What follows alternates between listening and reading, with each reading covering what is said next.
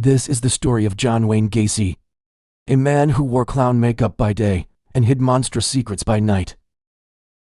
Between 1972 and 1978, he would become one of America's most notorious serial killers. John Wayne Gacy Sin and Gay 17 Thang 3 NCM 1942, Tai Chicago, Bang, Illinois. His father was an alcoholic and was abusive. The family life was troubled.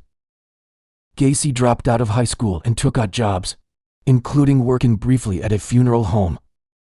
To the outside world, Gacy was a successful contractor and an active member of his community.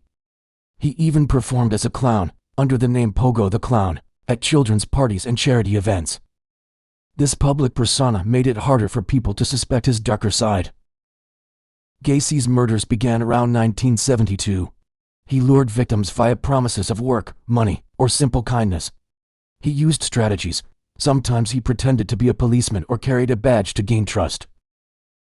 Once inside his house, victims were handcuffed under the pretext of a magic trick.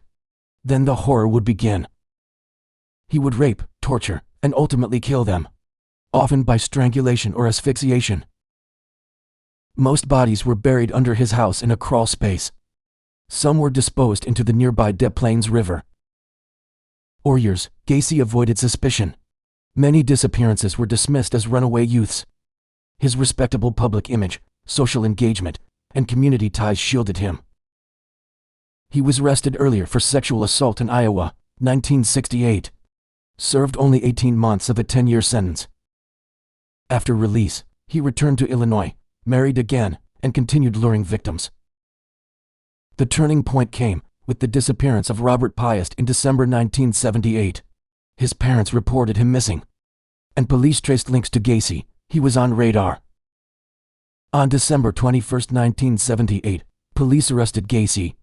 A forensic search of his house uncovered dozens of bodies. In his confession a day later, Gacy admitted to killing over 24 men and boys, many buried under his home. In total, 33 victims were attributed to him. In 1980, Gacy was tried in Cook County, Illinois, for the murders of 33 young men and boys. His guilt was overwhelming. The trial centered on whether he was legally insane. He was convicted on all counts and sentenced to death. He spent 14 years on death row before executio.